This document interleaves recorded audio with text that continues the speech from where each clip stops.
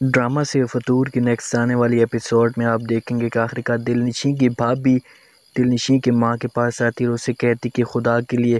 وہ بار بار مجھے کہہ رہی کہ ایک دفعہ میری ملاقات اپنی ماں سے کروا دو۔ جیسے اس کی ماں یہ بات سنتی ہے تو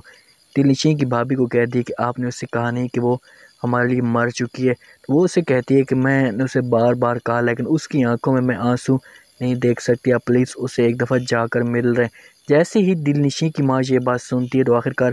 دلنشین کی ماں کو ترس آ جاتا ہے اور اسے کہتی ہے کہ ٹھیک ہے میں اس کو ملنے کے لیے چاہتی ہوں۔ جب یاور کو یہ سب کچھ پتہ چلتا ہے کہ میری ماں دلنشین کو ملنے کے لیے گئی تو غصے سے اپنی ماں کے پاس آتا ہے اور اسے کہتا ہے کہ ماں جی آپ لوگ اس سے ملنے کیسے گئے۔ جیسے اس کی ماں یہ بات سنتی ہے تو یاور کو کہتی ہے کہ بیٹا آپ کو بھی ایک دفعہ دلنشین کے ساتھ ملنا چاہیے، میں اس کا یہ دکھ برداشت نہیں کر سکتی، وہ بار بار مجھے کہتی ہے کہ میرا اس میں کوئی بھی قصور نہیں اور یاور کو پلیز میرے پاس بلا لو۔ یاور یہ بات سن کر غصے میں آتا ہے اور اپنی ماں کو کہتا ہے کہ ماں جی نہیں، ایسا میں کبھی بھی نہیں ہونے دوں گا اور آج کے بعد بھی تم اسے کبھی بھی نہیں ملنے جاؤ گی اور وہ میرے لیے ہمیشہ کے لیے مر چکی ہے، جس طرح اس نے مجھے بے عزت کیا میں اسے کیسے ملنے جاؤں گا۔ اس کی ماں ضد کرتی ہے، اسے کہتی کہ نہیں تمہیں ایک دفعہ ضرور جانا پڑے گا۔ جب دونوں آپس میں باتیں کر رہے ہوتے ہیں تو وہاں پر حیدر بھی آ جاتا ہے اور حیدر یاور کو کہتا ہے کہ یاور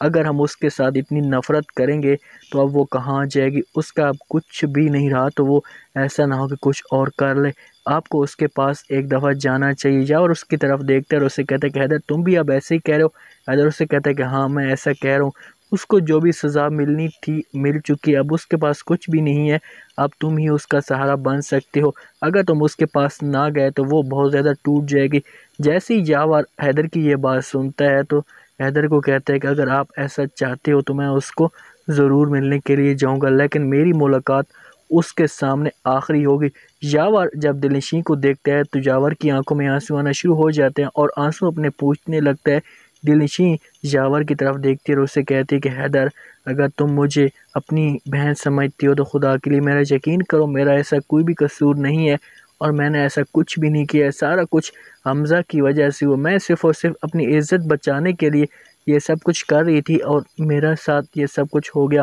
یاور جیسے ہی دلنشین کی یہ بات سنتا ہے تو اسے کہتا ہے کہ دلنشین اب تم جو کچھ بھی کہتی رہو تمہاری کوئی بھی اس بات پہ یقین نہیں کرے گا کیونکہ حمزہ نے تو اب شادی کر لی، وہ تو اب تمہیں ہمیشہ کے لیے بھول چکا، صرف اور صرف اب عزت میری اور حیدر کی چلی گئی ہے، لوگ ہمارے اوپر باتیں کرتے ہیں۔ یہ سب اب آگے والی ایپیسوڈ میں دیکھیں گے۔ دوستو آپ کو کیا لگتا ہے کہ دلنشین کو یاور معاف کر دے گا؟ کمنٹ سیکشن میں رہ دیں۔